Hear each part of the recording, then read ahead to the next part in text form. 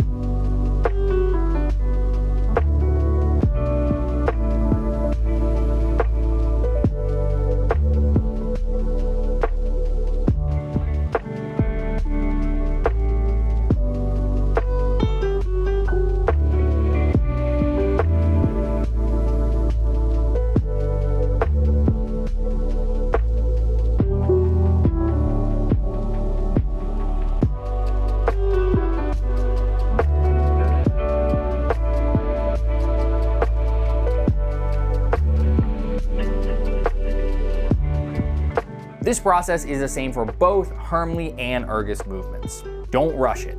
You're essentially feeling your way through this process as it's very difficult to see the posts or hooks on the tubular bracket. Slow and steady wins this race. Please note, once the tubes are hung, they are literally hanging. Moving the clock will cause them to swing all over the place, potentially causing some pretty serious damage. Make sure your clock is in place beforehand. Head over to emperorclock.com for all your clock needs. If you have any questions, feel free to leave us a comment down below.